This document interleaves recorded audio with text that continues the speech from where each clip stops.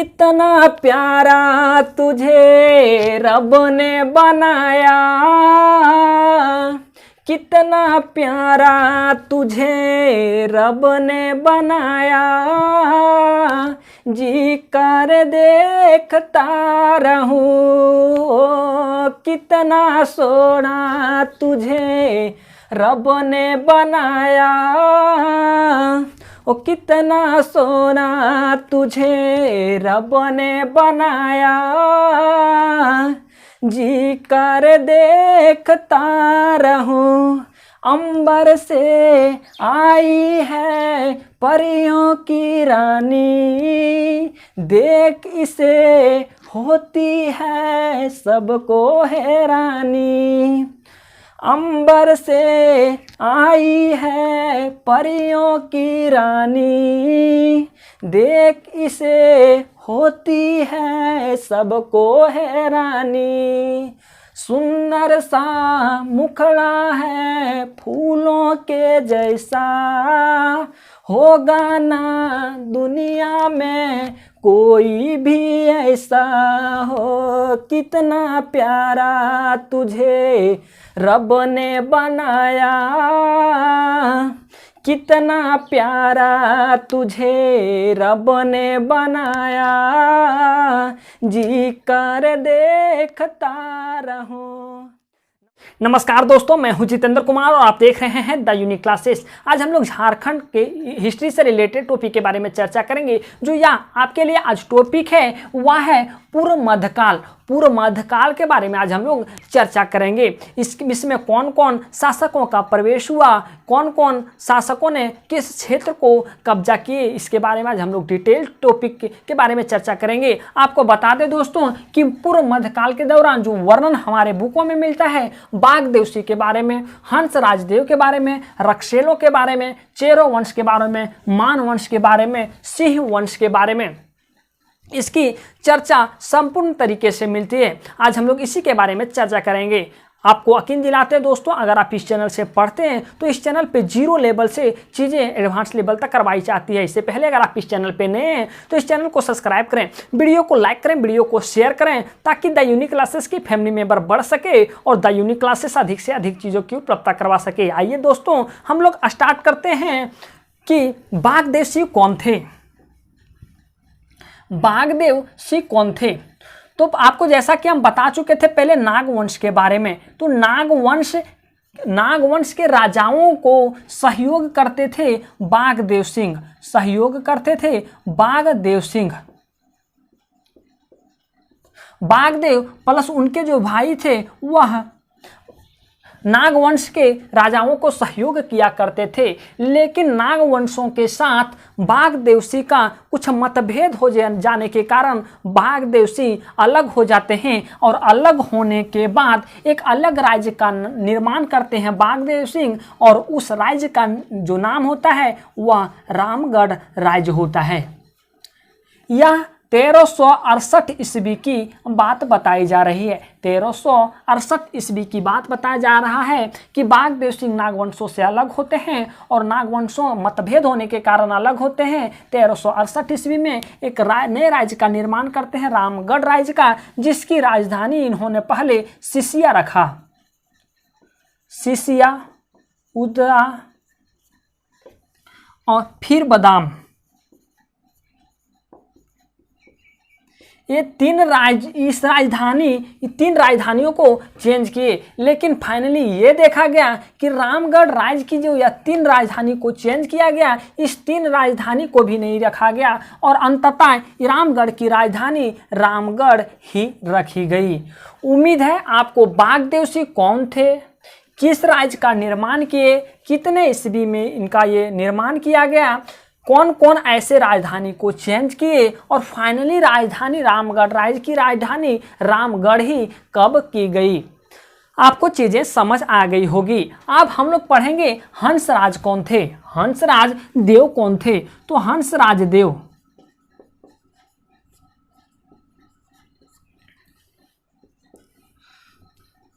हंसराज देव खड़गडिहा राज्य का निर्माण किए थे।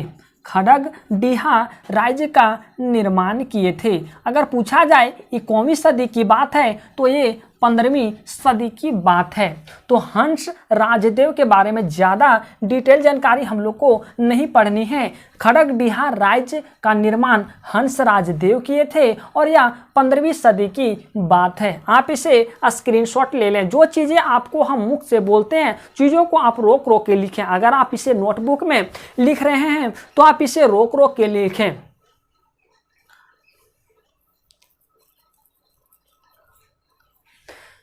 उम्मीद है दोस्तों आप या इसे स्क्रीनशॉट ले लिए होंगे। आपको हम जानकारी के लिए नोट के तौर पे आप पहला नोट ये लिख लीजिएगा कि पूर्व मध्यकाल के दौरान छोटे बड़े बहुत सारे राज्यों का यहाँ अस्तित्व था, लेकिन उसमें से अगर प्रमुख राज्य देखा जाए तो नागवंश राज्य प्रमुख राज्य था। नागवंश राज्य प्रमुख था। यहाँ छोटे मोटे पूर्व मध्यकाल के दौरान छोटे मोटे बहुत ऐसे राज्य अस्तित्व में थे, लेकिन सबसे जो प्रमुख राज्य था वह नागवंश का राज्य था। नागवंश का राज्य था। दूसरा टॉपिक आप नोट में लिख लीजिएगा दोस्तों। दूसरा टॉपिक कि पूर्वी सिंहभूम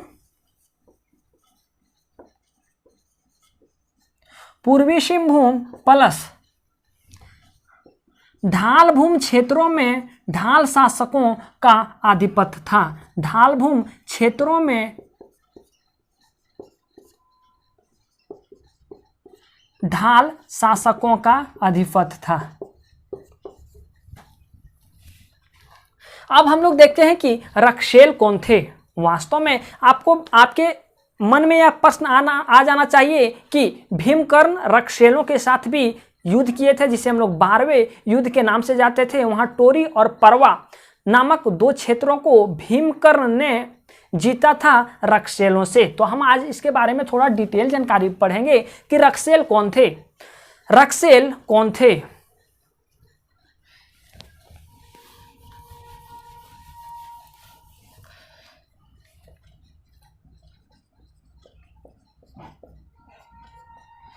रक्षेलों का आगमन राजपूताना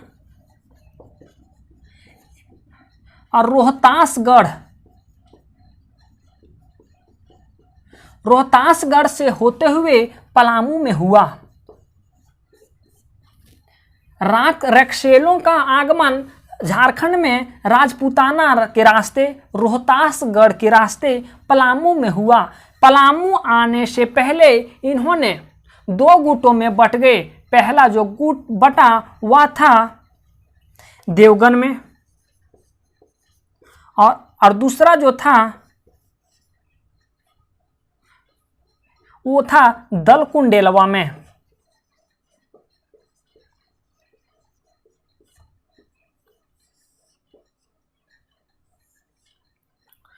देवगन और दलकुंडेलवा में इन्होंने दोनों जगह पे किले का भी निर्माण करवाए।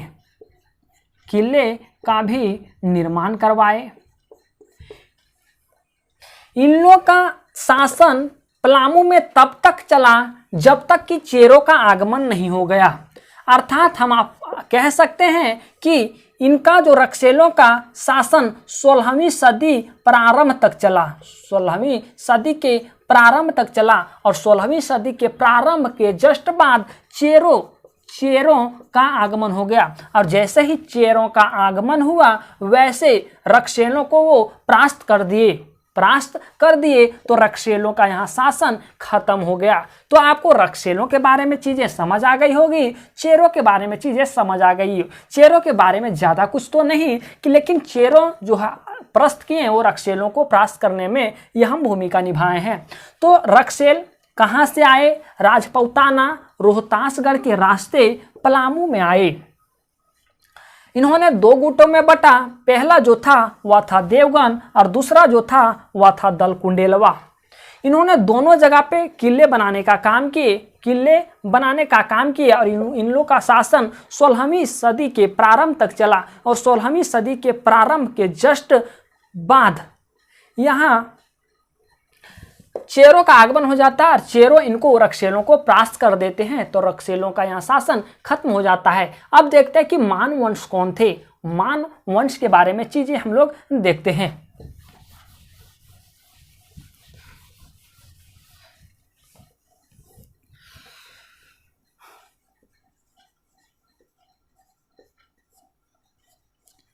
जैसा कि आपको भी पता है, पिछले वीडियो में हम लोग चर्चा कर चुके थे। अगर आप पहले पीछे वाली वीडियो को नहीं देखे, इस चैनल के प्लेलिस्ट में जाएं, वहां सारी वीडियो आपको मिलेंगे। अगर आप चीज़ों को अगर डायरेक्ट इस चीज़ को देख रहे हैं तो शायद आपको चीज़ें समझ नहीं आई होगी, तो आप पहले उस वीडियो को देखें, फिर यह वीडियो को देखें। मानवंश, चूँकि आपको पता है कि मान क्षेत्रों और मानभूम क्षेत्रों एवं हजारीबाग के क्षेत्रों में मान शासकों का शासन था, लेकिन अब यह मान शासक पूर्व मध्यकाल के दौरान मान शासकों की शक्ति अब धीरे धीरे कम हो रही थी, धीरे धीरे कम हो रही थी। मानवंश का जो क्षेत्र था वह भिन्न भिन्न राज्यों में बढ़ चुका था। अब कौन कौन राज्यों में बढ़ चुका था, तो पहला था झरिया, दूसरा था कतरास, तीसरा नावागढ़ और चौथा था टुड्डी। तो ये सारे क्षेत्रों में इनका विभाजन हो गया। इसमें से एक प्रमुख राज्य था जिस राज्य का नाम था पंचेत राज्य। पंचेत राज्य, और पंचेत राज्य के राजा ने पंचेत राज्य का राज प्रतीक कपिला गाय की पूंछ को रखा। कपिला गाय की पूंछ को रखा। अब ऐसा आपके दिमाग में प्रश्न चल रहा होगा कि कपिला गाय की पूंछ को राज प्रतीक पंचेत राज्य का क्यों बनाया गया। तो ऐसा माना जाता है कि कपिला गाय ने पंचेत राज्य के राजा को लालन पालन किए थे। लालन पालन जो किए थे वह कपिला नामक गाय की थी, इसलिए जब वे बड़े राजा बन गए तो कपिला गाय की पूंछ के नाम से वे अपने राज्य का राज प्रतीक रख दिए। तो पंचेत अर्थात मानवंश के बारे में चीजें आपको क्लियर हो गया होगा। आइए दोस्तों, अब हम लोग देखते हैं सिंह वंश के बारे में। चूंकि हम आपको बता चुके हैं मानवंश, चेरों, रक्षेलों के बारे में बता चुके हैं, अब हम लोग देखते हैं सिंह वंश के बारे में। सिंह वंश की दो शाखा थे, एक पहला शाखा और दूसरा शाखा। पहला शाखा और दूसरा शाखा।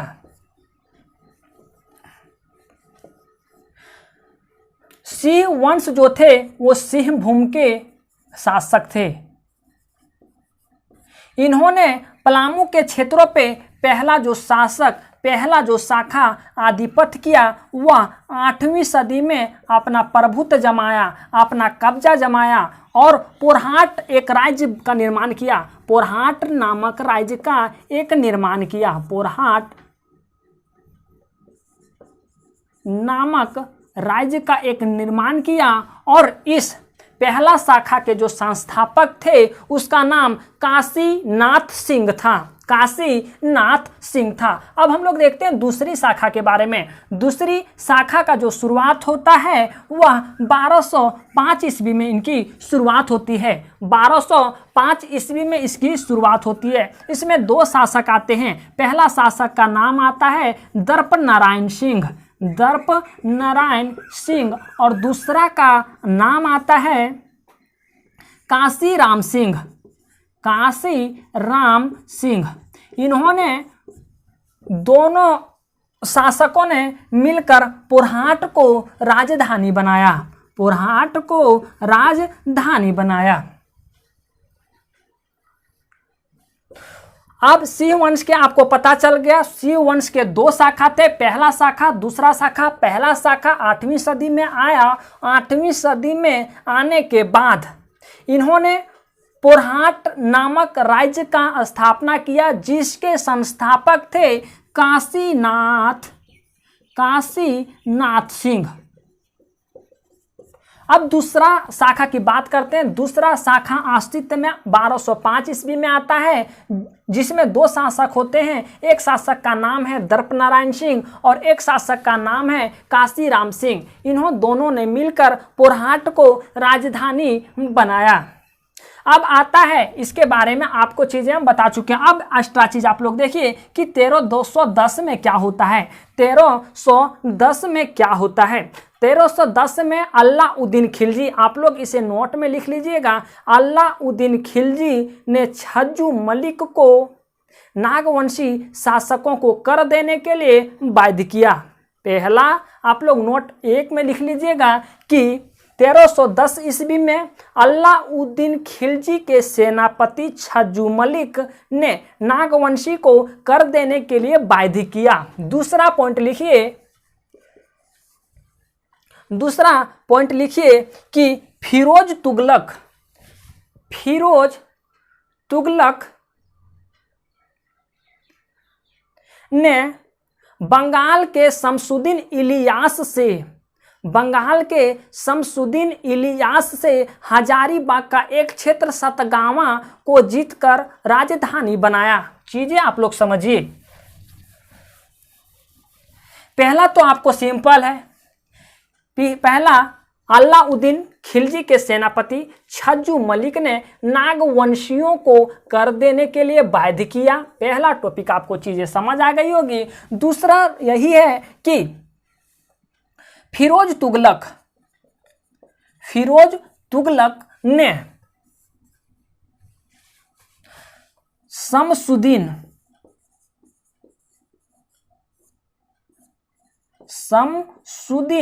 इलियास से हजारीबाग का एक क्षेत्र जीता जिसका नाम था सतगावा, और इस सतगावा को फिरोज तुगलक ने अपनी राजधानी बनाई। अब आता है कि नागवंशी शासक जो थे जिसका नाम आता है शिवकर्ण। तीसरा पॉइंट ये लिखिए कि एक नागवंशी शासक थे, नागवंशी शासक जिसका नाम होता है शिवकर्ण दास। उन्होंने पूर्व मध्यकाल में एक हापा मुनि मंदिर का निर्माण करवाया था। हापा मुनि मंदिर का निर्माण घाघरा में करवाया। हापा मुनि मंदिर का निर्माण घाघरा में करवाया। और जिस समय इस मंदिर का निर्माण हो रहा था, इसमें मराठी गुरु सिया रामनाथ देव ने इसकी सहायता की थी। सियानाथ देव ने इसकी सहायता की थी। सियानाथ देव ने इसकी सहायता की थी। और जो ये हापा मुनि मंदिर का निर्माण घाघरा में हुआ है, इस मंदिर में अभी विष्णु की प्रतिमा है। एक टॉपिक आप लोग और लिख लीजिएगा, जो है चौथा टॉपिक। हम आपको ये टॉपिक बता रहे हैं कि पूर्व मध्यकाल के दौरान झारखंड में जो शासक थे, जैसे सियानाथ देव हो या नागवंशी शासक शिवकर्ण दास हो, क्या क्या किए। एक और लिखिएगा कि पूर्व मध्यकाल के शासन काल में ही छत्र राय नामक एक शासक थे जिन्होंने 1437 ईस्वी में कोराम्बे में